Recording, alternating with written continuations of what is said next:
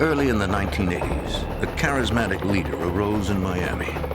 Why art thou so far? He drew the weak, the poor, and the powerless to his side. He promised them a better life, but they had to follow his commands to earn it. His temples soon sprouted across the country as thousands were drawn to his gospel. And those who questioned his doctrine started turning up dead. Local police and the FBI had to stop him.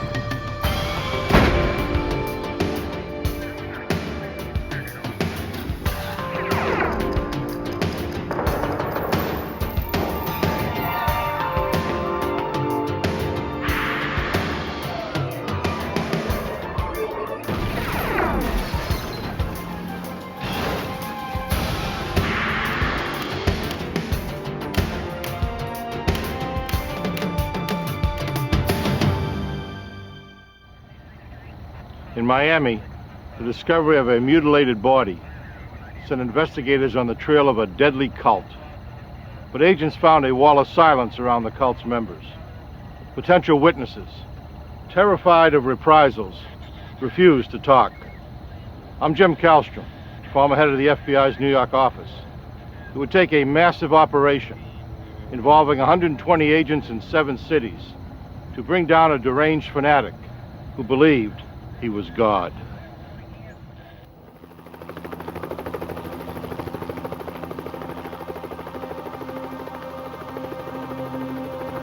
Friday, November 13th, 1981, Miami, Florida.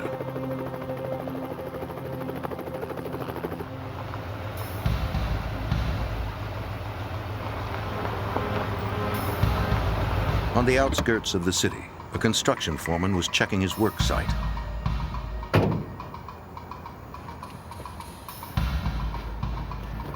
On a dirt road, he came upon something wrapped in blankets.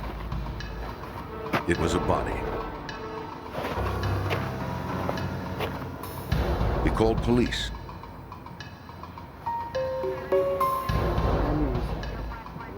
Detectives from Miami-Dade responded.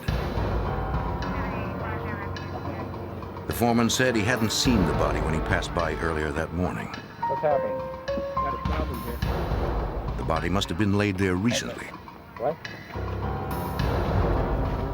No head. Not yet. The detectives inspected the remains. It was an African-American male. He had been decapitated. Detectives found only a set of keys on the victim. There was no wallet or identification. No? Just... 4 feet away, detectives found the victim's head wrapped in sheets. How far do you think it's worth? His fingerprints were taken in the hopes that they might help identify the man. Decapitations are rare, usually performed to hide a murder victim's identity.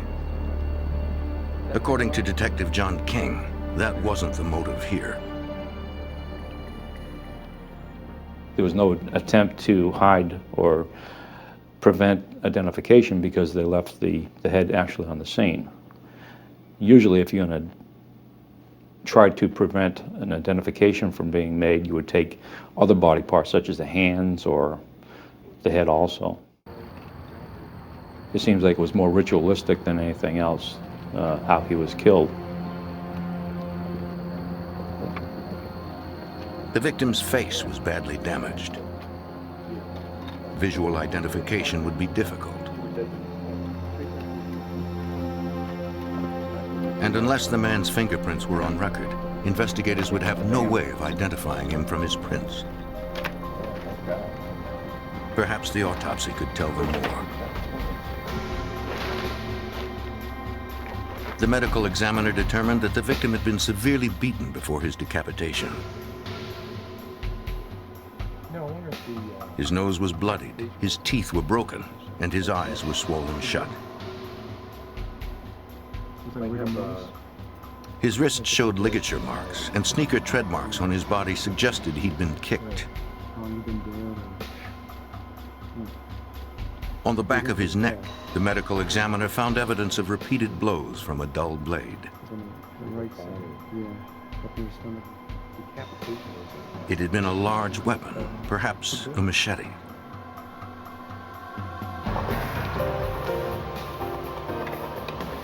Comparing the victim's fingerprints wouldn't be easy. In 1981, the database wasn't computerized. Features of the print had to be compared manually against thousands in arrest files. Eventually, one investigator hit the mark. The victim's name was Aston Green, age 25. All right. He had been arrested a month earlier for a misdemeanor driving charge in Fort Lauderdale. Yeah, we got a match. They found no history of violent crime. 510. Detectives went to Aston Green's last known address, his mother's house. With this crime, okay? My son? Yes, ma'am. Can you maybe help us out by telling us when After the last time informing you Mrs. Green of her son's death, detectives asked her about I can't Aston. tell you right now because it's an ongoing investigation. She said her son had recently turned to religion. We need to ask you a couple questions. He seemed very serious about it. She'd last seen him 2 weeks earlier. She'd prepared a vegetarian meal for him in accordance with his new religious beliefs. So tell me what's going on with you? What are you doing? They talked about his conversion. He explained he was a Hebrew Israelite, a Yahweh. She told investigators that his son was committed to his Yahweh beliefs. That's when we first heard the word Yahweh. I had no idea what the Yahweh was all about. I never heard the name before, I knew nothing about them. I don't know, but Aston Green's mother didn't know his new address, though she did have a phone number. this is the number that you gave me the last time I saw you. She said he had a housemate but didn't know his name. Information that you can have that might help. From the phone number, detectives determined Green's new address, about 12 miles from downtown Miami. Due to the violent nature of the murder, they called for backup before approaching the house. No one answered. Dade County Police, open up! Perhaps Green's housemate had been harmed too. Detectives decided to enter the house. The key they found in Green's pocket fit the lock. Dade County Police! We entered the house thinking that hopefully we wouldn't find any other bodies, but we went in to check it out. We found a number of items of a religious nature, textbooks, workbooks, a lot of literature. It turned out that it was from the Hebrew Israelite religion. There was no sign of the housemate.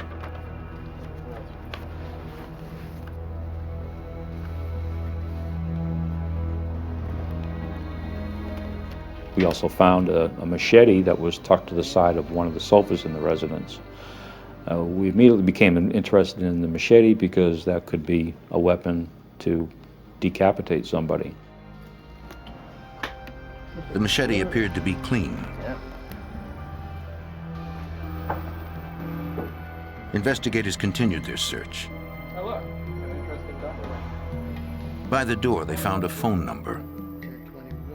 They traced it to a house 2 miles away. 3012. Hi, I'm Detective Christopher. This is Detective King. Can we talk to you for a few minutes? At the house, the detectives talked with a group of Hebrew Israelites. I'm sorry to have to inform you, but Among them was Aston Green's housemate, Carlton Carey. All of them knew Green through the Yahweh Temple. They told investigators that Green, like themselves, had grown disillusioned with the rigid social doctrine of the temple. can you tell me something about I've seen him in the temple, but I don't know. To them, adherence to the temple's leader was at too high a price. and we're just trying to get as much information. Their colored turbans signified their desire to break away from it. It makes this much easier on us. We spoke to them briefly.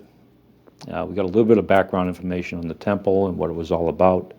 And we asked them to respond to the homicide office so that we could take statements and in-depth interviews with them about what happened and what they knew.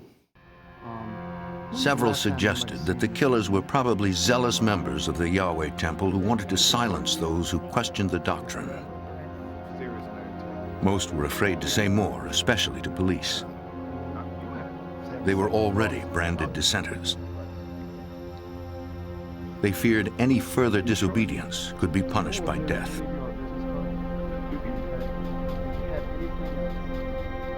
Well, all the people that we spoke to perceived a great deal of danger because of threats that had been made to them, both on the phone and by word of mouth from other members that were still in the organization.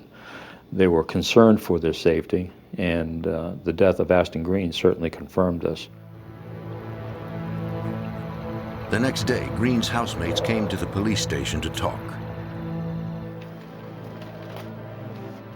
Despite the threat, Carlton Carey and his wife wanted to help. His wife was interviewed in a separate room at the station. Carey said that he and Green had embraced the temple until recently, when its leader, Hulon Mitchell, started calling himself the true Messiah. The charismatic leader of the temple, Hulon Mitchell, believed that blacks were descended from the lost Hebrew tribe of Judah. As followers of Mitchell, members abandoned their given names. They took a biblical first name and adopted the last name of Israel. Mitchell did not allow dissent among his followers. Mitchell eventually changed his name to Yahweh ben Yahweh, which means God, Son of God. In fact, during the interview we had with him, he referred to Hulon as not the Messiah, but a crook and a swindler, which was his characterization of Hulon Mitchell at that time. Carey still had reservations about talking to police. Detectives offered to escort him home. Gentlemen, a ride home? Fine. All right. He declined, opting to leave with his wife alone. When they left the homicide office that night, they didn't want to be escorted because any police being with them would be further attraction to anybody that saw them, and they were concerned about being seen with anybody. They didn't want us to escort them home.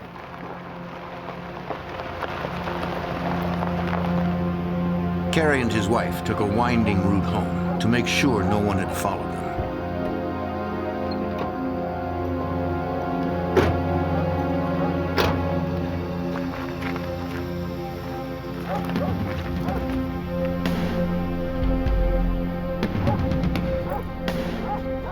They never suspected someone to be waiting inside.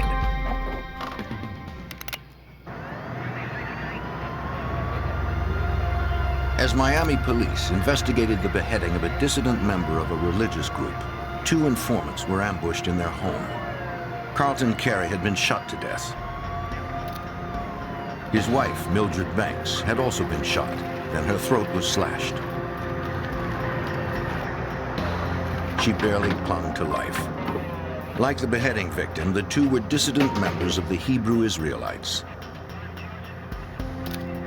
At the scene, police found a bloodied machete. Detective John King believed a similar weapon had been used in the earlier beheading. The fact that a machete was actually used in an attempt on Mildred's life certainly gave more credence to the belief that the Hebrew Israelites were involved in it. Detectives learned that many members of the Hebrew Israelite movement owned machetes. Police searched the house. Nothing found at the scene indicated who was responsible for the assault. Whoever the killers were, they had cut the phone line and left no physical trace of themselves behind. Detectives' only hope was Mildred Banks. If doctors could save her, perhaps she could name her attackers. Mildred was very seriously injured as a result of the attack on her. She was shot in the chest, the bullet was still in her, and she had a deep gash to the left side of her neck.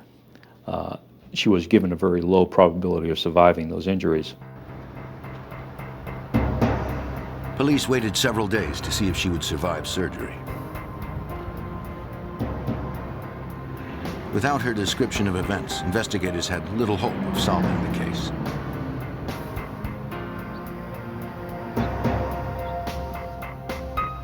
Mildred Banks pulled through. When she was conscious, investigators visited her in the recovery room.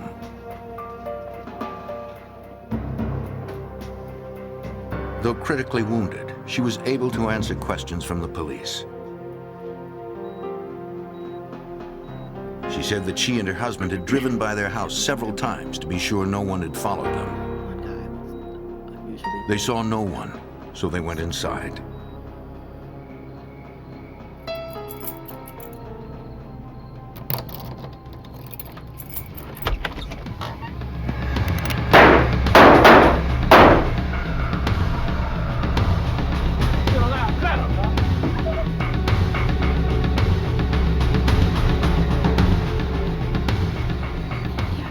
She was certain that her attackers were Yahweh's, sent because they had spoken to police that day. She never saw their faces. We were concerned that they may actually make an attempt on her at the hospital, so we posted 2 police officers at all times with her throughout her stay at the hospital. They were there 24 hours a day, 7 days a week, for approximately 1 month. The message of this most recent attack was clear to dissenting members of the Yahweh Temple. Those who spoke out or cooperated with police would suffer reprisals. After the homicide of Carlton Carey, we were not able to locate any of the former members that had split from the temple. They had fled in different directions. They became scared and they just left. Detective King needed to learn more about the Yahweh organization. He and his partner visited its Miami temple. We tried interviewing people and we really got nowhere. Every time we spoke to somebody, it was praise Yahweh or, see the public information office at the temple. Through a spokesperson, Hulon Mitchell, the Yahweh leader, claimed to know nothing about the murders and offered no help. Suspecting he knew more, investigators began surveillance on the Yahweh enterprise. The surveillance was sort of a constant rolling type surveillance where you drive by, write down some tag numbers, but to actually sit off and watch the place, it was impossible because at all times there were guards standing outside the temple watching the front door. Detectives did learn that the Yahweh organization was extensive. In Florida and in 13 other states, the Yahwehs owned real estate, buses, and vehicles that the leader claimed totaled nearly $50 million. Some said membership topped 12,000 in Florida alone. Most of these people are hard-working professionals that really didn't believe in a lot of what Hulon Mitchell was teaching. Certainly they were not racist to the level that he was, and they were not believing much of what he was telling them about him being the Messiah. They did, however, believe much of what the religion itself taught, surrounding Judaism and the Muslim religion. Since the Yahweh organization spanned several states, the FBI began investigating. Supervisory Special Agent Herbert Cousins was assigned as case agent. He believed the organization demonstrated elements of domestic terrorism.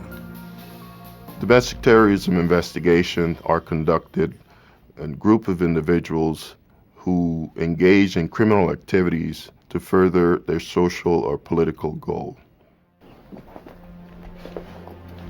Local and federal investigators looked deeper into the organization. Why art thou so far from helping me? Hulon Mitchell invited the homeless, the destitute, and the ex-con to join his Hebrew Israelites. The Lord shall swallow them up. People with no job or family found a place to belong, receiving food, shelter, and employment. This kindness didn't reflect Mitchell's underlying mission. He taught that blacks, as the true Jewish people, had a crucial role. He told his followers that their duty was to bring about heaven on earth by destroying the white oppressors. To his most avid followers, Yahweh ben Yahweh was the Messiah, and everything they had belonged to him, including their labor.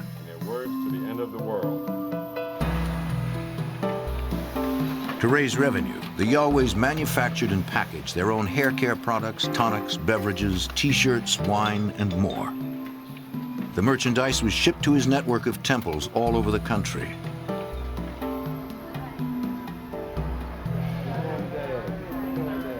Yahweh required his members to reach certain income goals for their temple by selling these wares.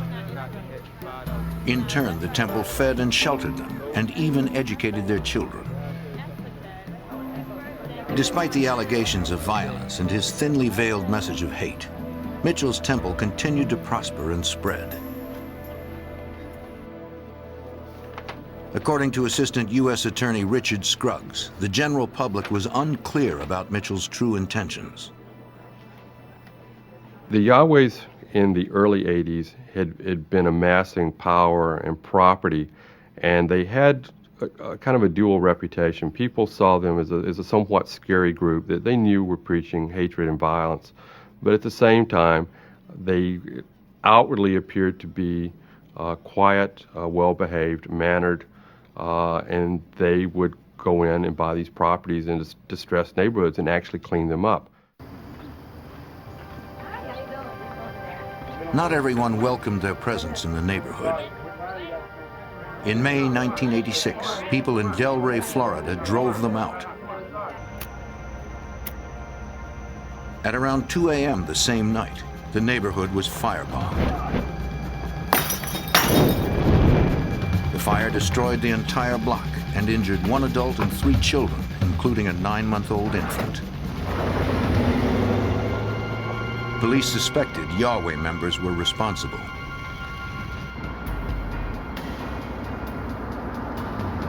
One officer recalled an incident that happened in the area about an hour before the bombing.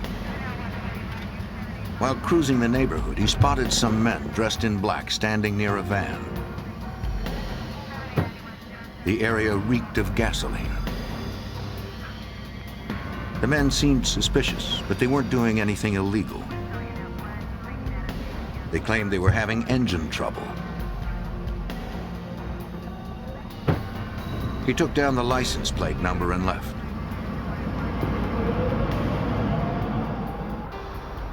Police determined that the van was registered to an elder at the Yahweh Temple. Hulon Mitchell denied any involvement in the firebombing attack. One of his followers was more cooperative. We were able to develop an informant who actually walked into the FBI, who provided information regarding the group. The informant confirmed investigators' suspicions that Mitchell's henchmen were responsible for the firebombing. But he had no direct evidence. He then gave agents information about another crime. He confessed that he had participated in the slaying of Aston Green, the man found beheaded on a dirt road. He said that the dead man had been considered a threat since he openly questioned Hulon Mitchell's authority. Green was abducted from the temple and severely beaten. All right, head back to the van. Head back to the truck. The informant drove him there, and another member carried out Mitchell's order to behead him.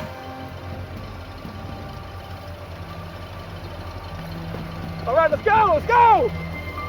Get out of here, let's go! Why should we believe? The information was crucial but limited.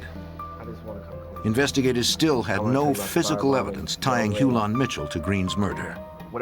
Authorities would have to carefully build trust among the ex-members. Detective John King re-interviewed Mildred Banks, the woman who had been ambushed in her home. In following up from the information with Woodside, I made contact with Mildred Banks, and she turned me on to an individual that was a former member of the organization that might be able to assist me. I subsequently made contact with that person, who took me around to a number of locations where former members resided. As investigators continued their search for a witness courageous enough to come forward, Miami police received more disturbing news. A murder victim was found in his car with both ears cut off. Police wondered if this ritualistic killing could be related to the machete attacks. In September of 1986, as FBI and Miami police investigated the leader of the Yahwehs, Hulan Mitchell, police responded to another bizarre murder. 61-year-old Raymond Kelly was found stabbed to death in his vehicle. Both ears had been severed. One was recovered at the scene. Police believed the killer took the other. Metro-Dade Homicide Lieutenant Rex Remley's squad worked the case.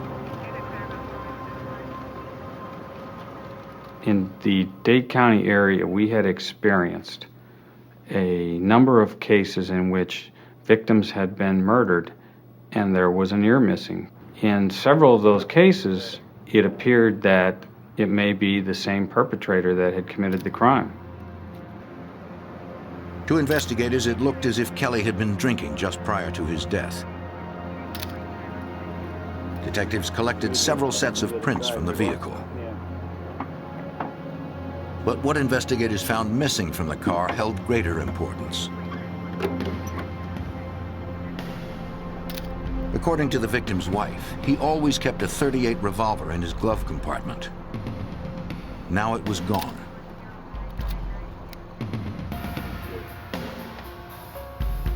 The gun's serial number was entered into the National Crime Information Computer.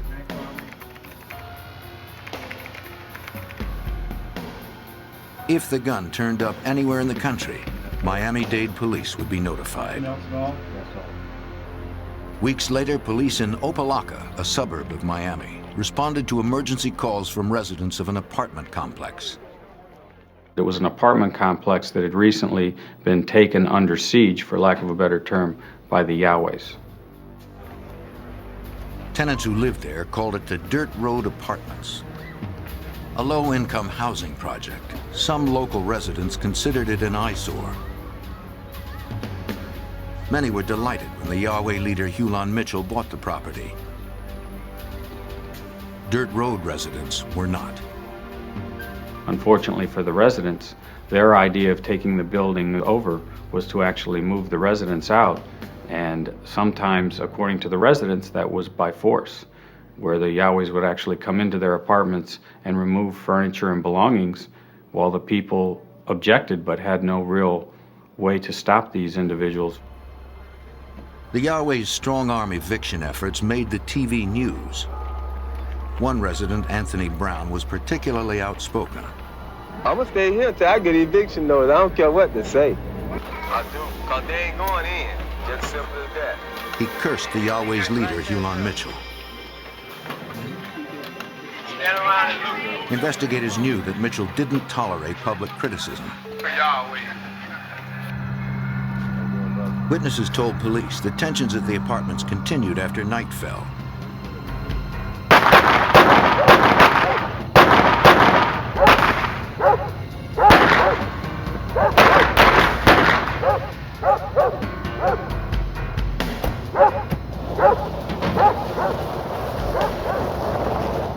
That evening, violence erupted and 2 men were killed.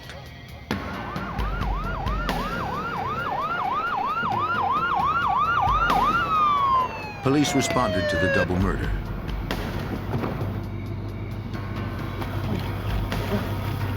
They chased one of two suspects in the shooting. Get your hands up!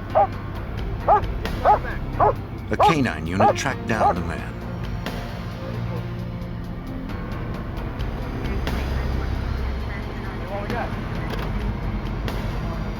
The suspect carried nothing in his pockets except 2 bullets.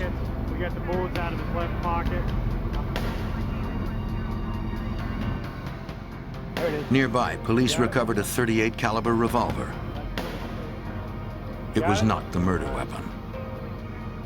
Police cross-checked its serial number in the crime computer but found no match.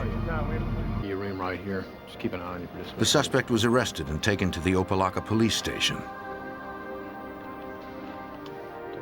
Metro-Dade Lieutenant Rex Remley interviewed him there. I was just trying to get his basic information. Was that he had told me that he was Nehemiah Israel, and when I asked him about his age, he told me that he was over 400 years old.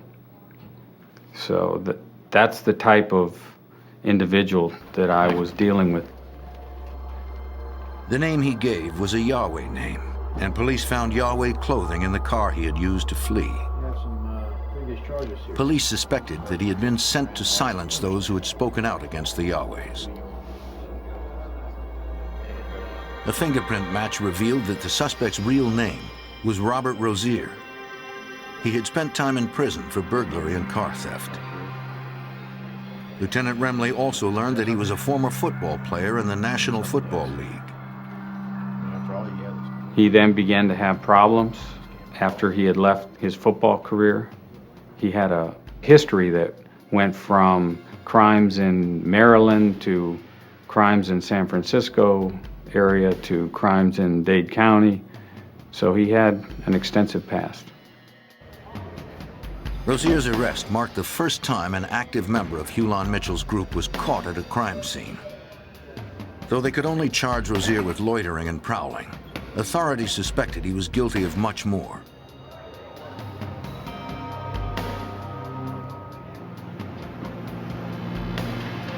Miami police looked for more information from residents who lived nearby the complex.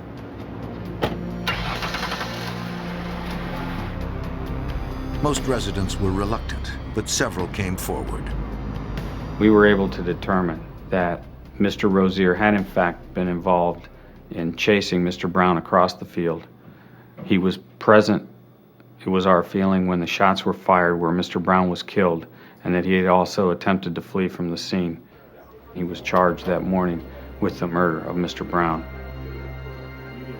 Lieutenant Remley still wondered about the handgun found at the time of Rosier's arrest. It was a .38 revolver, the same type missing from the car of murder victim Raymond Kelly. Though a computer check failed to match the guns, Lieutenant Remley pulled Raymond Kelly's file just to be sure. There had to be more of a story to this gun. And I finally found the documents that had been provided by the family that showed the serial number of this gun.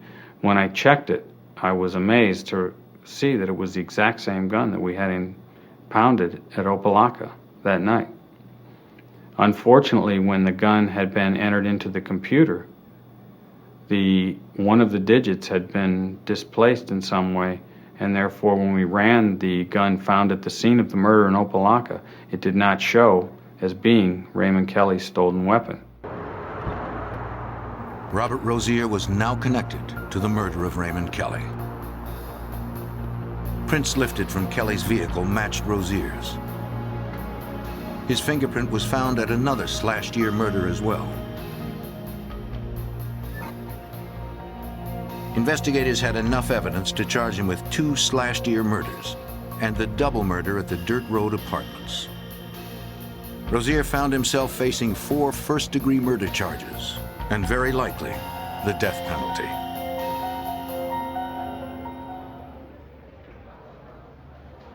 As Miami investigators tried to close in on Yahweh leader Hulon Mitchell, they arrested a man suspected of being one of Mitchell's enforcers. Robert Rosier sat behind bars facing 4 capital murder charges. Investigators hoped Rosier would turn on the leader.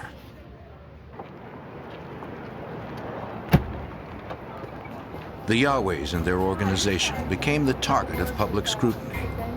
Hulan Mitchell, their leader, refused to meet the press. He stayed hidden behind his followers, who passed out pamphlets explaining that Rosier had been framed. The bad publicity could destroy all that Mitchell had built. He hired a high-priced attorney and public relations expert.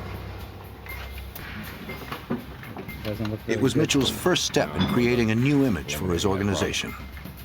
Quickly as possible. What the hell do you want? I'm here to help you. Mitchell offered the attorney's legal help to Rosier. Make this mess go away. Rosier quickly realized that the attorney was there to protect the interests of Hulan Mitchell, not Rosier's.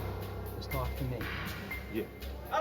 But Rosier still refused to turn on the leader of the Yahwehs. Lieutenant Rex Remley recalls that the media attention prompted other insiders to talk.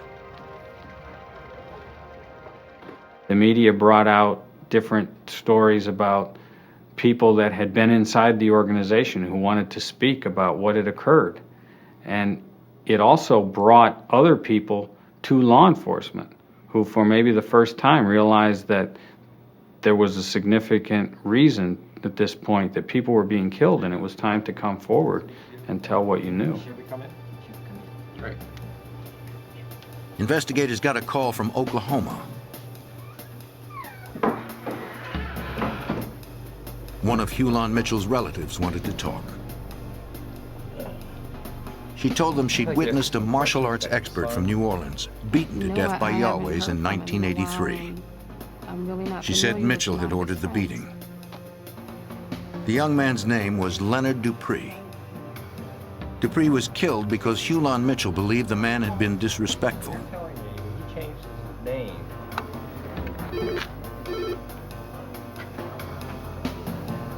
Detectives tracked down Dupree's mother in New Orleans. Hello, my name is Rex Remley. She confirmed that Leonard was a martial arts expert and had left home in 1983 to join the Yahwehs. But without a body or other evidence, investigators couldn't arrest Mitchell. While investigators were learning about Hulan Mitchell's dark secrets, he was opening his temple to the public. Water coolers down the hall. Okay. To improve its image, Mitchell encouraged the most avid followers to take work in the community at large. But one avid member was beginning to change his mind about the leader he had followed so closely. For weeks, Robert Rosier sat behind bars, watching Hulan Mitchell distance himself further and further from the murder suspect. Then, in June of 1987, Mitchell formally excommunicated Robert Rosier on live TV. With the symbolic stroke of a marker, Mitchell had separated himself from Rosier permanently. Rosier had no one left to protect but himself. He decided to begin working with the FBI. It was the break agents were hoping for. Just after his transfer to federal prison, Rosier told investigators that he knew of at least 20 murders across the country that had been ordered by the Yahweh leader Hulan Mitchell. To agents, it was clear that Mitchell hid behind organized religion as a front for organized crime. Why? Rosier also explained why he and another man killed Anthony Brown and Rudy Broussard at the apartments in Opelika. For Special Agent Herbert Cousins, it confirmed what he already suspected. Brown and Broussard were executed. That's pretty much what happened. They resisted being evicted from their homes, and they spoke out on TV against the Yahwehs, and we were told that was the reason why they were murdered. Rosier also confessed to the murder of Raymond Kelly and another man whose ears had been cut off.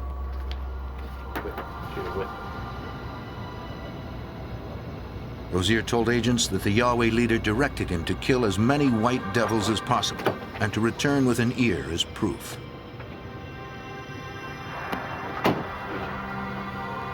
With Rosier, the FBI had a witness who could connect Hulan Mitchell to deadly violence. But because he was a killer himself, Rosier wasn't an ideal prosecution witness. U.S. Attorney Richard Scruggs needed to find others willing to corroborate Rosier's stories. We just started traveling all over the country, tracking down these individuals, trying to convince them to testify and to cooperate. One of the questions that we would get early on from the witnesses or from the prospective witnesses was, will I be at risk if I testify? Will something happen to me? Am I likely to get killed? It's the only time in my 22 years of experience that I have told people, because I felt like I had to tell them, is that yes, there is a chance that you will suffer retribution. Hulan Mitchell fought the investigation by continuing to polish his public image.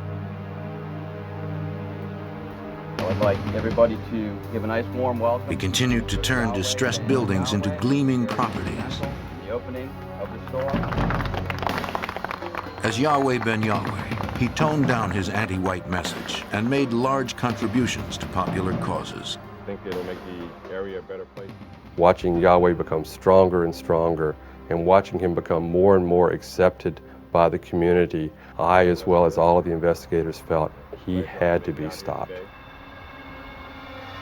Hulan Mitchell became a bigger-than-life public figure, enjoying all the legitimacy money could buy.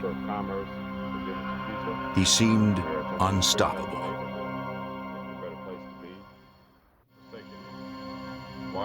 After almost a decade of investigation, the FBI still lacked enough evidence to arrest self-proclaimed Messiah, Hulan Mitchell.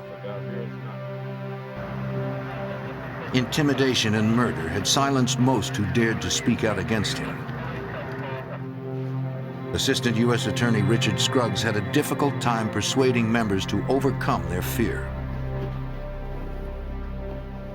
I prayed with people, I begged people, I cajoled people, I urged them to do the moral thing, I urged them to do the ethical thing, I urged them to fight a false religion, and basically used every means I had available to me to convince people to cooperate. Those bold enough to stand up against Hulan Mitchell, the man who called himself the Son of God, were placed under witness protection. Do hereby proclaim Sunday, October 2nd, 1990, as Yahweh ben Yahweh Day. As Mitchell continued to thwart the investigation privately, publicly, his legitimacy grew as Yahweh ben Yahweh. He's having photo op sessions with the mayor. The mayor proclaimed Yahweh ben Yahweh Day, and there are banners on the streets saying, proclaiming Yahweh ben Yahweh Day. In October 1990, despite his public successes, the FBI filed sealed arrest warrants for him and a dozen of his followers. They were kept secret to allow the FBI a month to plan the arrest. Agents dubbed the plan Operation Jericho. Special Agent Herbert Cousins knew it would be dangerous to take Yahweh ben Yahweh in Miami, since he was at the height of his popularity there. This is actually the main issue for law enforcement was safety. The safety of the individuals, the law enforcement members involved in the arrest, and also the safety of innocent individuals and the safety of Yahweh members, including Yahweh ben Yahweh. Fortunately, Mitchell and others named in the indictment were scheduled to embark on a multi-city tour. Yahweh ben Yahweh's first stop would be in New Orleans. The main arrest team would seize him at his hotel. Once he was in custody, teams in 6 other cities would capture his henchmen across the South. There were a number of arrest teams in different cities, several cities: Atlanta, North Carolina, New Orleans, Miami. I was sent to New Orleans to assist the New Orleans division with the arrest of Yahweh ben Yahweh. On November 6, 1990, Hulan Mitchell arrived at the Monteleone Hotel in New Orleans. The FBI was already there.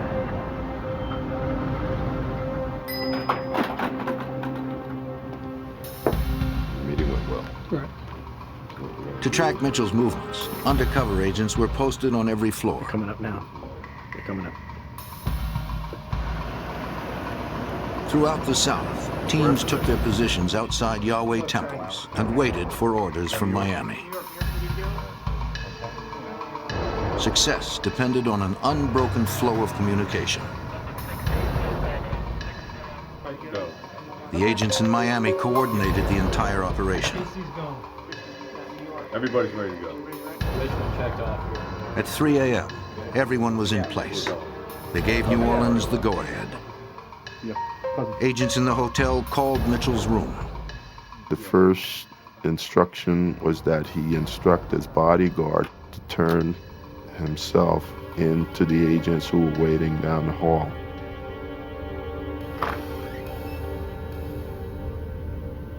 Here comes the bodyguard. The second instruction was that he come out with his hands up and that he walk slowly down the hall. Let's go. Let's go. Let's go. Let's go. Agents didn't know if Mitchell or his bodyguards were carrying weapons. Let me see your hands. Finally, their main suspect emerged. Hands on your head. And on your knees. They sent word to Miami. You're under arrest. Mitchell was captured. Commit murder. Go. You gotta go.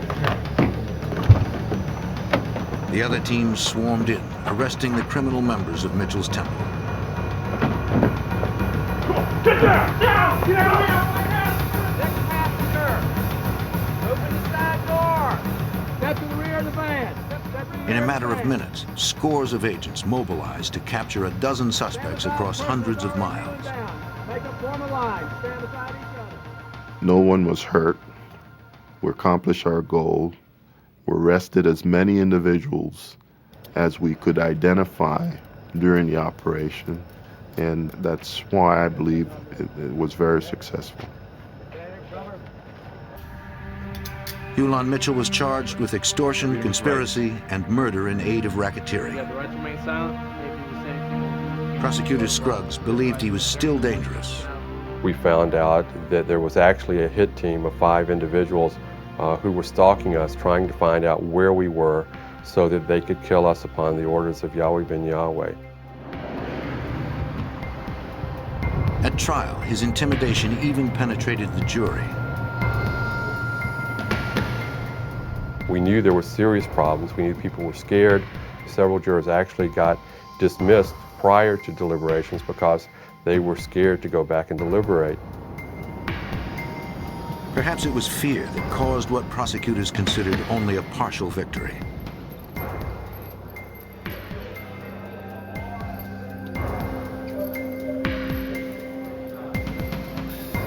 In May 1992, Hulan Mitchell and 6 of his more violent followers were found guilty of conspiracy. But Mitchell himself received only 18 years in a maximum security federal prison. It had been a difficult case for investigators. He found a successful philosophy that people would flock to and actually start joining and pledge their allegiance to him. And I think the more power he obtained, the more influence he obtained over his followers, that he ultimately lost control of himself. And he believed in his own mind he could do anything, even order life and death. Hulan Mitchell is locked away, his murderous actions halted by those who saw through his false gospel.